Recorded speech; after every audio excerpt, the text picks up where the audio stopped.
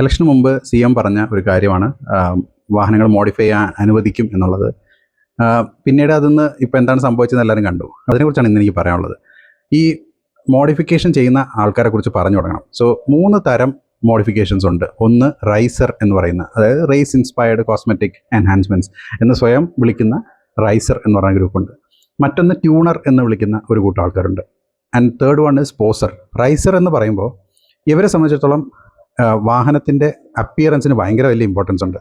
അപ്പോൾ അതിനുവേണ്ടി body kit കയറ്റുക, കനാഡ്സ് add ചെയ്യുക, അല്ലെങ്കിൽ സ്പ്ലിറ്റർ ആഡ് ചെയ്യുക, വിങ് ആഡ് ചെയ്യുക, വളരെ ബ്രൈറ്റ് ആയിട്ടുള്ള കളേഴ്സ് അടിക്കുക, വലിയ സ്റ്റിക്കേഴ്സ് ഒട്ടിക്കുക, ലൈറ്റ്സ് ആഡ് ചെയ്യുക.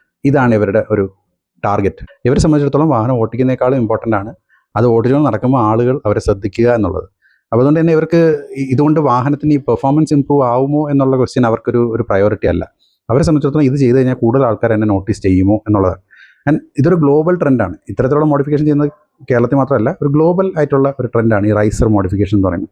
ഇതിലവർ ചെയ്യുന്ന ചില മോഡിഫിക്കേഷൻസ് പെർഫോമൻസ് ഇമ്പ്രൂവ് ചെയ്യില്ലെന്ന് മാത്രമല്ല, ചിലപ്പോഴൊക്കെ പെർഫോമൻസിനെ നശിപ്പിച്ചുകൂടെ കളയും. ഇപ്പോൾ ഭയങ്കരമായിട്ട് ക്യാമ്പർ ചെയ്ത വീലുകൾ, അല്ലെങ്കിൽ ഭയങ്കര ലോവർ ചെയ്ത വണ്ടികൾ, സസ്പെൻഷൻ അത്രയ്ക്കും മോശമാക്കിയ അവസ്ഥയിൽ, നമ്മുടെ റോഡിലെ കണ്ടീഷൻസിന് ഓടിക്കാൻ പറ്റാത്ത അവസ്ഥയിലേക്ക് ലോവർ ചെയ്ത വണ്ടികൾ, അങ്ങനെയൊക്കെയുള്ള മോഡിഫിക്കേഷൻസ് ആണ് ചെയ്യുന്നത്. ഇനി ട്യൂണർ എന്ന് പറയുന്ന ഗ്രൂപ്പിനെ കുറിച്ച് പറയാം. ഇവരെ സംബന്ധിച്ചിടത്തോളം വണ്ടിയുടെ പെർഫോമൻസ് ആണ് ഹയസ്റ്റ് പ്രയോറിറ്റി. ഇവരെന്ത് ഡിസിഷൻ എടുക്കുമ്പോഴും, എന്ത് മോഡിഫിക്കേഷൻ ഡിസിഷൻ എടുക്കുമ്പോഴും അവരെ സ്വയം ചോദിക്കുന്ന ചോദ്യം ഇതുകൊണ്ട് വണ്ടിയുടെ പെർഫോമൻസ് ഇമ്പ്രൂവ് ആവുമോ എന്നുള്ളതാണ്. പെർഫോമൻസ് ഇമ്പ്രൂവ് ആവില്ലെങ്കിൽ അവരത് ചെയ്യില്ല.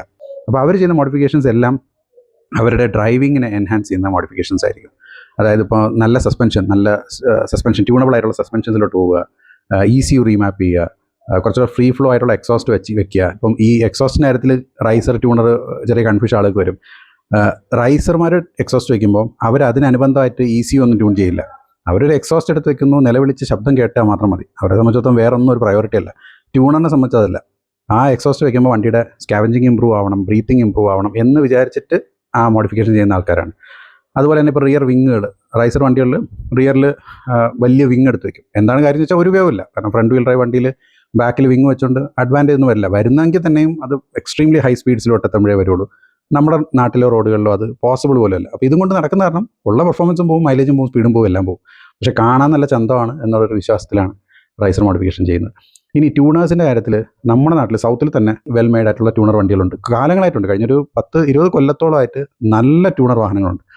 ഈ വാഹനങ്ങൾ നമ്മുടെ റോഡുകളിൽ ഓടുന്നുണ്ട്.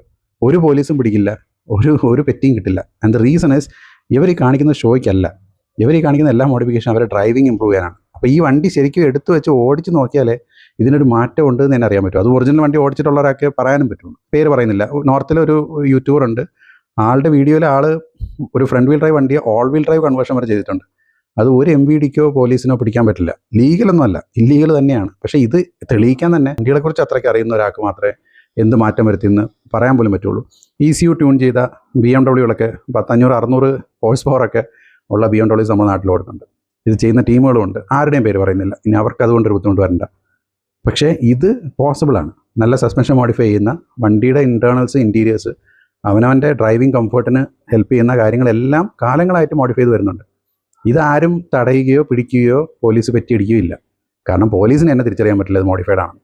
കേരളത്തിന് എന്തുകൊണ്ടാണ് നല്ല മോഡിഫൈഡ് കാറുകളുടെ ഒരു സ്ഥലം അല്ലെങ്കിൽ ഒരു കൾച്ചർ എന്ന് വിളിച്ചിരുന്നതെന്ന് വെച്ചാൽ, നമുക്ക് അങ്ങനെ ഒരു പാസ്റ്റ് ഉണ്ടായിരുന്നു. നമുക്ക് നല്ല നീറ്റായിട്ടുള്ള അടിപൊളിയായിട്ട്, എനിക്ക് ഓർമ്മയുണ്ട്, ഒരു ഓട്ടോകാർ മാഗസീനിൽ വന്നതാണ് സ്കോഡ ഒക്ടേവിയ, അന്നത്തെ ഒരു പീച്ച് ട്യൂണിങ്ങിൻ്റെ ഒരു വണ്ടി. അപാരമായിട്ടുള്ളൊരു മോഡിഫിക്കേഷൻ. പുറമേ നിന്ന് കണ്ടാൽ അതിൽ ഒരു മോഡിഫിക്കേഷൻ ചെയ്തിട്ടുണ്ടെന്നേ തോന്നില്ല. 10-300 ഹോഴ്സ് പവർ മറ്റോ ഉണ്ട് ആ വണ്ടിക്ക് അന്ന്. പുറത്തുനിന്ന് കണ്ടാൽ അറിയാൻ പറ്റാത്ത മോഡിഫിക്കേഷൻ. പോസർ എന്ന് പറയുന്നതാണ് ഈ തേർഡ് ഗ്രൂപ്പ്. അവരെ സംബന്ധിച്ചിടത്തോളം അവരുടെ മോഡിഫിക്കേഷൻ നല്ലതാണ്, അടിപൊളി മോഡിഫിക്കേഷൻ ആയിരിക്കും. ഇപ്പം ഓഫ് റോഡിന് വേണ്ടിയിട്ട് നന്നായിട്ട് ജാക്കപ്പ് ചെയ്ത് നല്ല വലിയ വീലൊക്കെ കയറ്റി അതിനാവശ്യമുള്ള ആക്സിലും വിഞ്ചും ഒക്കെ ചേർത്തൊരു വണ്ടി. ഈ സാധനം ഷോയ്ക്ക് കൊണ്ടുപോകും, റോഡിലോടും, ഒരിക്കലും ഓഫ് റോഡ് പോകില്ല. അല്ലെങ്കിൽ ട്രാക്ക് റെഡി ആയിട്ട് റോൾ കേജും സ്ട്രിപ്പ് ഡൗൺ ഡാഷ്ബോർഡും ഇൻറ്റീരിയേഴ്സൊക്കെ സ്ട്രിപ്പ് ചെയ്ത് ഒരു വണ്ടി ഒരു ജീവിതകാലത്തിൽ, ആ വണ്ടിയുടെ ജീവിതകാലത്ത് അതൊരു റേസ് ട്രാക്ക് കാണില്ല, റോഡിലേ ഓടുള്ളൂ. ഇവരുടെ പ്രശ്നം വെച്ചാൽ ഇവർ മോഡിഫിക്കേഷൻ അറിയാത്തതുകൊണ്ടല്ല, മോഡിഫിക്കേഷൻ അറിയാം, അതിൻ്റെ യൂട്ടിലൈസേഷൻ അറിയാത്ത ആൾക്കാരാണ് ഈ പോസർ എന്ന് പറയുന്നത്. ഇവർ ശരിക്കും പറഞ്ഞാൽ റൈസറിൻ്റെ ഗ്രൂപ്പിൽ പെടുത്തേണ്ടതാണ്. പക്ഷേ ഇവരുടെ മോഡിഫിക്കേഷൻ നല്ലതായതുകൊണ്ട് ഇവരെ റൈസറിലും പെടുത്താൻ പറ്റില്ല, ഇവരെ ട്യൂണറിലും പെടുത്താൻ പറ്റില്ല. ഇനി നമ്മുടെ നാട്ടിൽ ഇപ്പം നടക്കുന്ന സിനാരിയോയിൽ മോഡിഫിക്കേഷൻ വേണം, മോഡിഫിക്കേഷൻ അലോ ചെയ്യണം എന്ന് പറഞ്ഞ് മുറവിളി കൂട്ടുന്ന ഗ്രൂപ്പ് ശരിക്കും റൈസേഴ്സാണ്. ട്യൂണേഴ്സിനെ സംബന്ധിച്ചിടത്തോളം ഇതൊരു ഇഷ്യൂ അല്ല. ട്യൂണേഴ്സിനെ സംബന്ധിച്ചിടത്തോളം പ്രോബ്ലമാറ്റിക് ആയിട്ടുള്ള കുറച്ച് കാര്യങ്ങൾ. ഇപ്പോൾ എക്സോസ്റ്റ് മോഡിഫൈ ചെയ്യണതിലുള്ള ഡിഫിക്കൽട്ടി പണ്ടും ഉണ്ട് ഇപ്പോഴും ഉണ്ട്. അപ്പോൾ അതിൻ്റെ പേരിൽ അവരെ പിടിച്ചുവിടാതില്ല. പക്ഷേ ബാക്കിയുള്ള മോഡിഫിക്കേഷൻസ് ഒക്കെ ശരിക്കും വണ്ടി പൊളിച്ചു നോക്കിയല്ലാതെ പറയാനോ അല്ലെങ്കിൽ അതിൽ ഫൈൻ അടിപ്പിക്കാനോ ഒന്നും സാധിക്കില്ല. ഈ റൈസേഴ്സിൻ്റെ നിലവിളിയാണ് നമ്മളിപ്പോൾ സോഷ്യൽ മീഡിയ കാണുന്നത്. അവർക്ക് ഇത് കുറച്ച് കളർഫുൾ ആക്കണം, കുറേ ലൈറ്റ് കുത്തിക്കയറ്റണം, pops and bang kit add ചെയ്യണം, ഫ്ലെയിം ത്രോ കിറ്റ് ആഡ് ചെയ്യണം. ഒരു ഗുണമില്ല. ഈ സാധനങ്ങൾ ശബ്ദം ഉണ്ടാക്കുക എന്നുള്ള ഒരൊറ്റ പർപ്പസിലാണ് കൊണ്ടു നടക്കുന്നത്. സെയിം വിത്ത് ബൈക്സിലായിരുന്നാലും ഇപ്പം ആറിയുടെ ഒരു നല്ല മെജോറിറ്റി ഓണേഴ്സ് ഹെൽമെറ്റ് വെക്കില്ല. കാരണം അവരുടെ തലവെളി കാണണം ഈ വണ്ടിയും കൊണ്ട് എന്ന് ചിന്തിക്കുന്ന ഗ്രൂപ്പ് ഓഫ് ആൾക്കാരാണ്. അങ്ങനെയുള്ളവരാണ് കുറച്ചുകൂടെ സൗണ്ടുള്ള എക്സോസ്റ്റ് വയ്ക്കുന്നത്. ശരിക്കും നല്ല ലോങ് ഡിസ്റ്റൻസ് ഡ്രൈവ് ചെയ്യുന്ന ഫ്രണ്ട്സ് എനിക്കുണ്ട്, പ്രീമിയം മോട്ടോർ സൈക്കിൾസുമായിട്ട് നടക്കുന്നവർ. അവരുടെ അടുത്ത് ഞാൻ പലപ്പോഴും ചോദിച്ചിട്ടുണ്ട്, നിങ്ങൾ ശരിക്കും വളരെ ലൗഡായിട്ടുള്ള എക്സോസ്റ്റ് നിങ്ങൾക്ക് ഇഷ്ടമാണോ എന്ന് ചോദിച്ചാൽ അവർക്ക് ആർക്കും ഇഷ്ടമല്ല. മീൻസ് ശരിക്കും വണ്ടി ഓടിക്കുന്ന ബൈക്ക് കൊണ്ട് ഡിസ്റ്റൻസ് കവർ ചെയ്യണം ചിന്തിക്കുന്ന ആരും അത്രയും ലൗഡായിട്ടുള്ള വണ്ടി കൊണ്ട് നടക്കില്ല. കാരണം അത് അരോചകമാണ്. ഇവർ തന്നെയാണ് ഓടിക്കേണ്ടത്, മണിക്കൂറുകളോളം കൺസിസ്റ്റൻ്റ്ലി ഓടിക്കേണ്ടത്. ഇവർക്ക് തന്നെ ഡിസ്കംഫർട്ട് ആവും അതിൻ്റെ സൗണ്ട് കാരണം. ഇയർ പ്ലഗും വെച്ച് ഓടിക്കുന്ന ബൈക്കറിനെ സംബന്ധിച്ചിടത്തോളം ഇതിലൊരു എക്സ്ട്രാ സൗണ്ട് ഉണ്ടാക്കുക എന്ന് വെച്ചാൽ ഗുണമൊന്നുമില്ല. സോ ഗവൺമെൻറ് മോഡിഫിക്കേഷൻ അലോ ചെയ്താലും ഇല്ലെങ്കിലും ട്യൂണർ മോഡിഫിക്കേഷൻസ് ഇത് അണ്ടർഗ്രൗണ്ടിൽ നടക്കും. അതെന്തായാലും ചെയ്യുന്നുണ്ടാവും. റൈസർ മോഡിഫിക്കേഷൻ്റെ കാര്യം പറയുമ്പോൾ അത് നാട്ടുകാരെ കാണിക്കാനാണ് ചെയ്യുന്നത്. സ്വാഭാവികമായിട്ടും അത് പോലീസും കൂടെ കാണും. പോലീസ് കാണുമ്പോൾ പോലീസ് പിടിച്ച് പെറ്റിയിടും. നിങ്ങൾക്ക് മോഡിഫൈ ചെയ്യണമെങ്കിൽ മോഡിഫൈ ചെയ്തോ, but B subtle about it. നിങ്ങൾക്ക് മോഡിഫൈ ചെയ്യണമെന്നുണ്ടെങ്കിൽ ഒരുപാട് അവന്യൂ ഉണ്ട്. വണ്ടിയുടെ പെർഫോമൻസ് ഇമ്പ്രൂവ് ചെയ്യാനുള്ള ഒരുപാട് കാര്യങ്ങൾ മോഡിഫൈ ചെയ്യാൻ പറ്റും. സോ ആ വഴിക്ക് ചിന്തിക്കുക. ഈ ഗവൺമെൻറ് പെർമിഷൻ കിട്ടിയിട്ട് ആ കളർ മാറ്റാം അല്ലെങ്കിൽ സ്റ്റിക്കർ ഒട്ടിക്കാം, മാറ്റിടാന്നൊക്കെ പറയുന്ന പോലത്തെ മണ്ടൻ ഐഡിയകളുമായിട്ട് കുറേ നടക്കാതെ ഈ കോർട്ടും ഗവൺമെൻറ്റും ഒക്കെ ഡിസൈഡ് ചെയ്തിട്ടുള്ള ഡയറക്ഷൻ ഉണ്ട് വാഹനങ്ങളുടെ മോഡിഫിക്കേഷൻ സംബന്ധിച്ച്. അതിനൊരു മാറ്റവും വരാൻ പോകുന്നില്ല.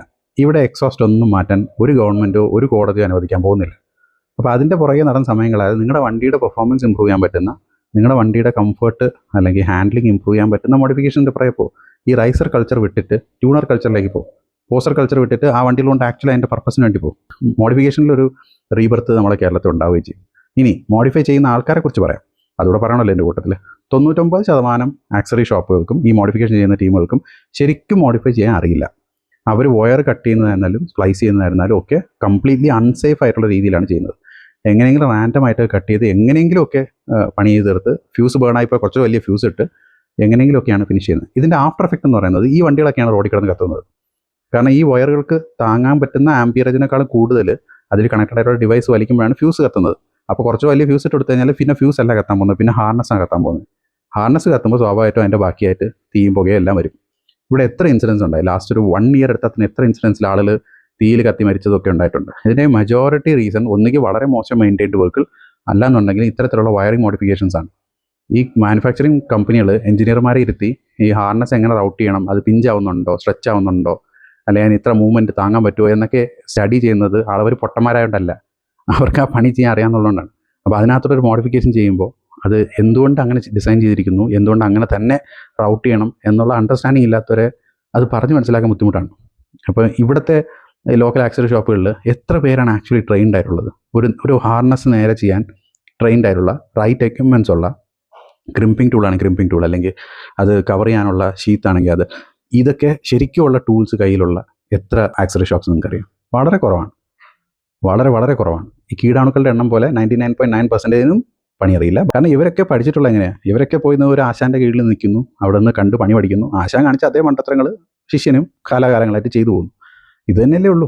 ഇവിടെ ഇത് പഠിപ്പിക്കാനോ എങ്ങനെയാണ് ഇത് ചെയ്യേണ്ടതെന്നോ എന്തുകൊണ്ടാണ് ഇതിങ്ങനെ ചെയ്തേക്കുന്നതെന്നോ ഒന്നും പഠിപ്പിക്കുന്ന ഇൻസ്റ്റിറ്റ്യൂട്ടുകളില്ല. ചാനലിൻ്റെ പേര് എനിക്ക് ഓർമ്മ, യൂട്യൂബിൽ ചാനലാണ്. അപ്പോൾ വണ്ടി പൊളിച്ച ശേഷം അവർ കാണിക്കുവാണ് ഒരു ചെറിയ ഇഷ്യൂവിൻ്റെ പേരിൽ വന്നത്. തുറന്നു നോക്കിയപ്പോൾ അതിൻ്റെ ടെയിൽ ലാമ്പ് തൊട്ടുള്ള സകല പാർട്സിലും എല്ലാ കേബിളുകളിലും കട്ട് ചെയ്ത് അവിടെ നിന്ന് ഇങ്ങോട്ട് ഇവിടെ നിന്ന് അങ്ങോട്ട് നിന്നിട്ട് വയറിങ് എടുത്തേക്കുവാണ്.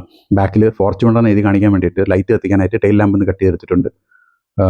സിൽ പ്ലേറ്റുകളിൽ ലൈറ്റ് കത്തിക്കാനായിട്ട് എവിടെ നിന്ന് റാൻഡമായിട്ട് കട്ട് ചെയ്തത്, ഒന്നും ഫ്യൂസ്ഡ് അല്ല, ഒന്നും പ്രോപ്പർലി വയർഡ് അല്ല, റാൻഡമായിട്ട് വളരെ റാൻഡമായിട്ട് വണ്ടിയുടെ വെളിയിൽ കൂടെയൊക്കെ കേബിൾ റൺ ചെയ്യിക്കുന്ന ടൈപ്പ് മോഡിഫിക്കേഷൻ. ഇതാണ് നമ്മുടെ നാട്ടിലെ ശരിക്കുള്ള മോഡിഫിക്കേഷൻ സിനാരിയോ. ഇതല്ല എന്ന് പറഞ്ഞ് നിങ്ങൾ എന്നെ കടിച്ചു കയറി തിന്നാൻ വന്നാലും അതല്ലാണ്ടാവില്ല.